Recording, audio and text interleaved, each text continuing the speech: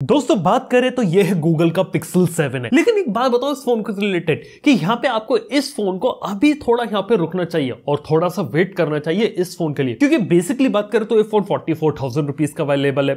और एक बात बताऊं, पिक्सल 7 यहाँ पे कभी कभी 50,000 रुपीज में भी रीच कर जाता है। और मेरे हिसाब से पिक्सल 7 में अगर आप जाएंगे तो एक better value for money option देखने को मिल सकता है, क्योंकि वो इससे एक बेटर फोन यहाँ पर देखने को मिलता है। लेकिन बात करें पिक्सल 7 की, अगर आप इसका वेट करते हैं नेक्स्ट बिग बिलियन डे तक तो शायद आपको एक बेटर डील देखने को मिल सकती है। बाय द वे फोन्स को यहाँ पे मैंने वीडियो के अंदर टैग कर दिया है, तो वहां के पे जाके आप इन फोन्स को यहाँ पे चेकआउट कर सकते हैं। लेकिन सबसे पहले बात करते हैं अगर पिक्सल 7 को ना लेने की वजह क्या। देखो ना लेने की वजह तो इसका प्राइस 44,000 रुपीज में यहाँ पे लॉन्च हुआ था, और यहाँ पर देखा जाए तो इस फोन की जो कीमत है आने वाले समय में ड्रॉप हो सकती है, क्योंकि 44,000 रुपीज के हिसाब से फोन वर्थ नहीं है। मेरे हिसाब से जो फोन की एक्चुअल वर्थ होगी ना वो होगी लगभग 35,000 रुपीज। और अगर आने वाले फ्यूचर में ये फोन अगर 35,000 रुपीज में अगर प्लेस होता है मार्केट में, तो आप जाके इसके ऊपर कंसिडर कर सकते हैं। लेकिन एक बात यहाँ पर है, काफी सारे लोग सोच रहे कि फोन यहाँ पे शायद 30,000 रुपीज में भी अवेलेबल हो सकता है। तो एक बात बता देना चाहता हूँ, फोन देखा जाए तो उसी कीमत पे आए जिस कीमत पे पिक्सल 6 से आया था, लेकिन पिछले साल से इस साल कीमतों में इंक्रीमेंट हो चुका है, कंपोनेंट की प्राइस जा चुकी है ज्यादा,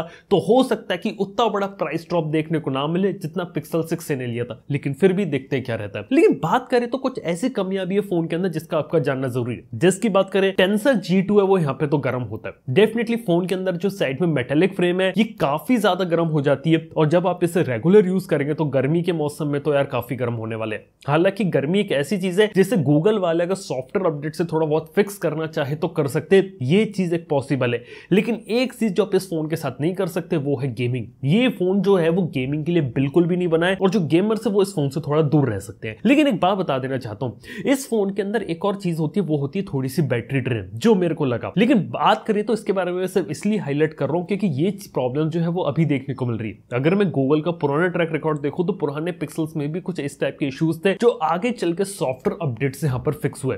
ये कुछ चीजें थी। इसके साथ ही बात कर तो फोन के अंदर जो 5G कनेक्टिविटी है वो देखा तो थोड़ी सी अनस्टेबल लगी। देखा जाए तो 5G ओनली पे सेट करने पे इंडोर्स में उतनी अच्छी स्पीड नहीं आती, बाहर जाएंगे तो स्पीड जाएगी, तो हिट और मिस वाला केसेस स्पीड्स के साथ। ये एक चीज है जो उम्मीद करते हैं कि ये आने वाले समय में गूगल पिक्सल के अंदर ऑप्टिमाइज हो जाए। ये वाली जो प्रॉब्लम देखी ना 5G की कनेक्टिविटी की अनस्टेबल, ये मैंने अक्रॉस द लाइन जो पिक्सल लाइनअप होती है वहां देखी है। इसके साथ ही बात कर तो यहाँ पे VONR का सपोर्ट नहीं है। लेकिन अभी तक जो कमियां मैंने बताई है ना, देखो ये कमियां कुछ ऐसी है जिसे गूगल आने वाले समय में सॉफ्टवेयर अपडेट से फिक्स कर सकता है। अगर ये चीज अगर गूगल यहाँ पे फिक्स कर देता है तो एक बहुत ही बेहतरीन चीज होगी। लेकिन कुछ ऐसी चीजें जो गूगल यहाँ पे सॉफ्टवेयर अपडेट से फिक्स नहीं कर सकता, और वो है फोन के चारों तरफ मिलने वाली मोटी बेजल। देखा तो प्राइस पॉइंट के हिसाब से बेजल्स का साइज काफी ज्यादा बड़ा है, और ऊपर से इस प्राइस पॉइंट पे ग्लास्टिक बैक देखने को मिलता है जो कि ऑब्वियसली ग्लॉसी प्लास्टिक है। तो यार ये चीज को यहाँ पर देखा जाए तो फोन को थोड़ा सा लुक एंड फील, थोड़ा सा प्रीमियमनेस जो होती है ना वो थोड़ी कम हो जाती है। इसलिए मैं कहता हूं कि पिक्सल 7 में आपको थोड़ा ज्यादा प्रीमियम हार्डवेयर मिल सकता है as compared to this phone. लेकिन बात कर तो फोन के अंदर इसके अलावा बाकी सारी चीजें काफी सही लगी, जैसे कि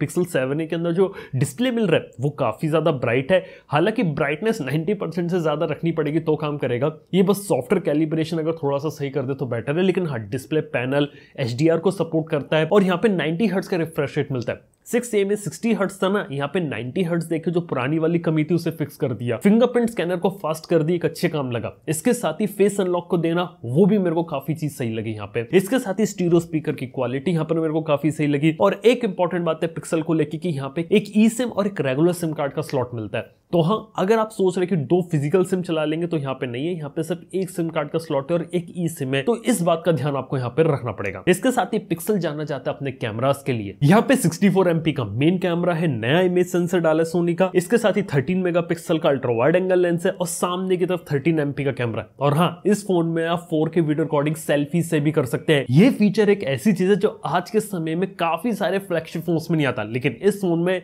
सेल्फी में 4K वीडियो रिकॉर्डिंग आप कर सकते हैं। रियर कैमरा से 4K 60 FPS वीडियो रिकॉर्ड कर सकते हैं। इमेजेस भी काफी सही लेता है, और गूगल की इमेज प्रोसेसिंग काफी अच्छी है। और एक बात है कि टाइम टू टाइम ये लोग ऑप्टिमाइज करते रहते हैं, अपनी ऐप को भी ये लोग प्ले स्टोर के थ्रू अपडेट करते रहते हैं, जिससे नए फीचर आते हैं और इमेज प्रोसेसिंग कहीं ना कहीं बेटर होती रहती है। डेफिनेटली कैमरा अगर प्रायोरिटी तो आपको एक सॉलिड कैमरा वाला डिवाइस मिलेगा। मेरे को तो यहाँ पे इसका कैमरा काफी पसंद आया। मान लो अगर ये फोन 35,000 रुपीज में अवेलेबल हो जाए आने वाले समय में ना, इसका कैमरा बहुत ही ज्यादा किलर हो सकता है उस सेगमेंट में डेफिनेटली। और जो 8 मेगापिक्सल के दूसरे फोन्स में जो कैमरा मिलते हैं ना अल्ट्रावाइड, उससे इसका 13 MP का अल्ट्रावाइड भी बेटर मिल सकता है। ये एक चीज है यहाँ पे।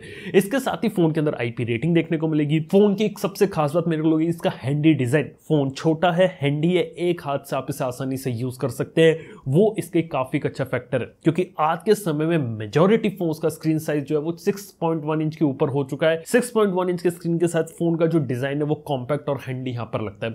इसके साथ ही IP रेटिंग के साथ आता है, वो एक चीज यहाँ पे सॉलिड है। यहाँ पर देखा तो वायरलेस चार्जिंग का भी सपोर्ट डाला है, काफी सही चीज है। और यहाँ पर देखा है तो चार्जिंग जो सपोर्ट करता है वो स्लो चार्जिंग करता है। 20 वॉट तक के चार्जर को क्लेम किया गया है। मैंने 18 वॉट 20 वॉट से चार्ज करने की कोशिश करी, लेकिन हाँ बात करें तो चार्जिंग की स्पीड है वो यहाँ पे स्लो है। इसके साथ ही बैटरी बैकअप ठीक ठाक देखने को मिल जाएगा, थोड़ा और बेटर हो सकता था, मेरी उम्मीद थी, तो वो देखते हैं। अभी सुना है कि गूगल को पता चला है कि इनकी ऐप के अंदर बैटरी ड्रेन वगैरह कुछ हो रहा है, तो देखते हैं कि अगर ये प्रॉब्लम अगर आने वाले समय में सॉल्व हो तो हो सकता है बैटरी बैकअप भी इंप्रूव हो जाए। लेकिन अभी एक दिन का जो काम है वो यहाँ पे आप निकाल सकते हैं इस पिक्सल फोन से। तो ओवरऑल बात करें तो छोटा सा मिक्स बैग है। देखो फोन कुछ मामलों में तो यहाँ पे पसंद आया, बस बात यह कि जो टेंसर है वो थोड़ी सी यहाँ पे गर्म होती। अगर गूगल वाले टेंसर को यहाँ पे थोड़ा कंट्रोल करे, जो रीब्रांडेड एक्सिनोस चिपकाई उन्होंने उसको थोड़ा सा ऑप्टिमाइज कर दे, हीटिंग वगैरह कंट्रोल कर देना, तो काफी एक अच्छा फोन यहाँ पर हो सकता है। By the way pixel lineup को अगर आप चेकआउट करना चाहते हो तो वीडियो के अंदर टैग कर दे, वहां जाकर आप इसे देख सकते हैं और आप अपना ओपिनियन बता सकते हैं कि जो गूगल का जो पिक्सल है ये आप लोगों को कैसा लगा। मेरा सजेशन तो सिंपल से रहेगा कि अभी इस प्राइस पॉइंट पे मत लो, बिग बिलियन डेज आएंगे, 35,000 के नीचे अगर आपको फोन देखने को मिले तब हम इसके ऊपर और बात कर लें कि इस फोन को उस समय लेना चाहिए कि नहीं। और तब तक हो सकता है जो गूगल है जो छोटी मोटी दिक्कत है इस फोन के साथ वो यहाँ पे फिक्स कर ले। बाय द वे फोन आपको पसंद आया कि नहीं आया नीचे कमेंट बताना भूल। थैंक यू आपको वीडियो देखने के लिए। मैं आपसे नेक्स्ट वन के अंदर। Good bye.